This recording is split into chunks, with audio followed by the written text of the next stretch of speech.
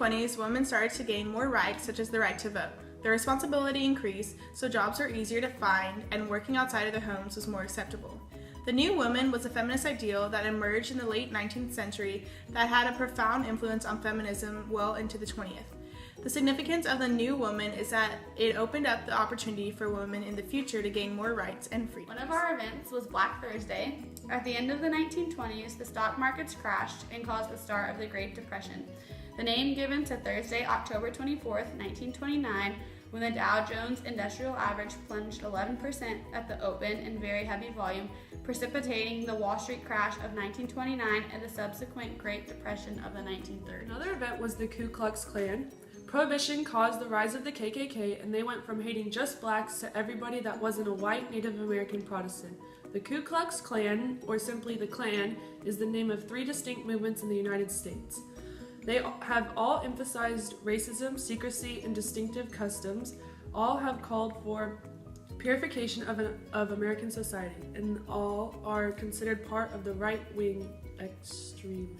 Mass consumption in the 1920s was when large amounts of a single product were consumed by a large portion of the population for a sustained period of time. The demand for the product is steady and is assumed by the population to be available at any time.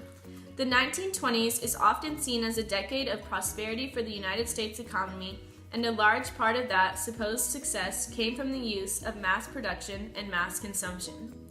Mass production employed industrialists such as Henry Ford, allowed American economic output to grow at rates never seen before.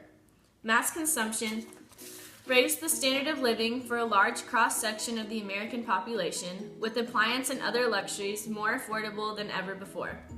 And while it is true that these economic changes led to a business boom and a new sense of consumerism, the negative impacts should not be ignored either. As the nation's economy changed after World War I, these changes would ultimately help to create the world's financial disaster in American history. Another event is the Kellogg-Briand Pact, toothless international agreement of 1928 that pledged nations to outlaw war. Agreement, also known as the Pact of Paris, Coolidge's Secretary of State and the Foreign French Minister signed it in 1928. It was a pledge to forswear war as an instrument of national policy. It was ultimately ratified by 62 nations. An important event in the 1920s was the immigration quota. Congress had passed immigration restrictions. It was meant to keep out all the unwanted immigrants out of America. Vermont William Dillingham introduced a measure to create immigration quotas, which he had set at 3% of the total population of the foreign-born of each nationality in the United States, as recorded in the 1910 census.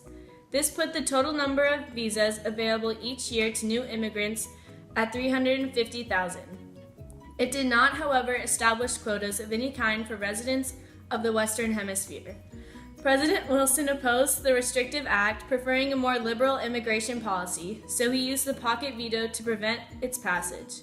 In early 1921, the newly inaugurated President Warren Harding called Congress back to a special session to pass the law. In 1922, the act was renewed for another 2 years. Another event was Prohibition. It banned the consumption, selling of, and transporting of alcohol. Even though alcohol was illegal, it didn't stop people from drinking it, selling it, and transporting it.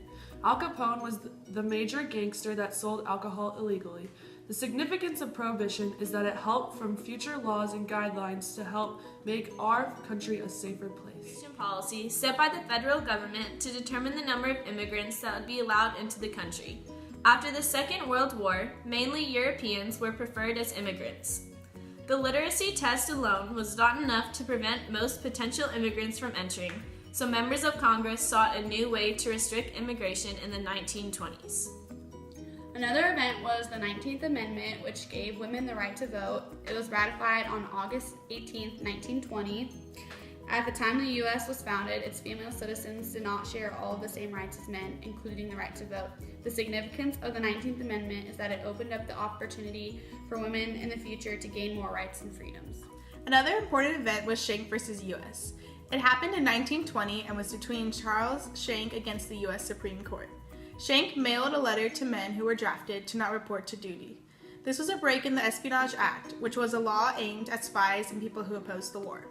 Schenck appealed by saying he was exercising the freedom of speech. This help expanded the powers of Supreme Court due to Justice Oliver Wendell Holmes Jr.'s opinion on that the government had the right to silence freedom of speech when there's a clear and present danger. Another big event that happened in the 1920s was the development of speakeasies. Speakeasies are illegal bars that had opened after alcohol was banned, and the main person that started the famous business was Al Capone. Another event was the Scopes trial. A high school teacher was put on trial for teaching the theory of evolution in school. He eventually lost the trial and had to pay charges of $100.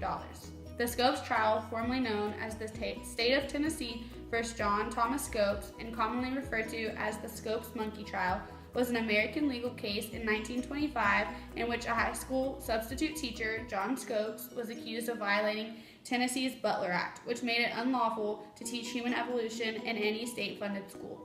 The trial was deliberately staged in order to attract publicity to the small town of Dayton, Tennessee, where it was held. Scopes was unsure whether he had ever actually taught evolution, but he purposely incriminated himself so that the case could have a definite. Another important event was the Seattle General Strike.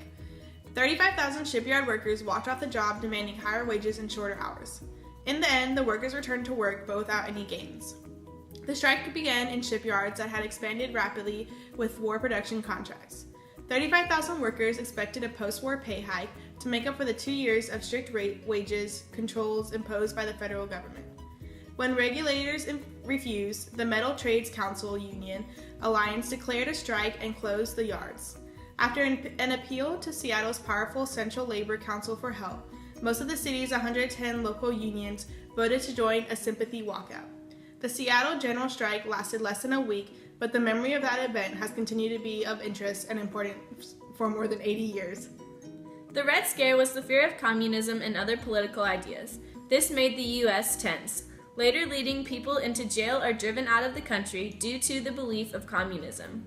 A Red Scare is the promotion of fear of a potential rise of communism or radical leftism, used by anti-leftism proponents. In the United States, the first Red Scare was about worker, revolution, and political radicalism. Another event was the Chicago Mob, led by American gangster Al Capone, a Prohibition-era crime syndicate known as the Chicago Outfit, which became known as the Capones. This outfit was dedicated to smuggling liquor and other illegal activities. The Chicago Outfit, also known as the Chicago Mafia or the Chicago Mob, is an Italian-American crime syndicate based in Chicago, Illinois. Dating back to the 1910s, it is a part of the American Mafia. The Lost Generation was a group of writers in 1920 who shared the belief that they were lost in a greedy, materialistic world that lacked moral values and often chose to flee to Europe. They included Sherwood Anderson, Scott Fitzgerald, Hart Crane, E.E. Cummings. The Lost Generation was the great generation that came of age during World War I. The term was popularized by Ernest Hemingway, who used it as one of the two contrasting epigrams for his novel. The Sun Also Rises. In that volume, Hemingway creates the phrase to Gertrude Stein, who was then his mentor and patron.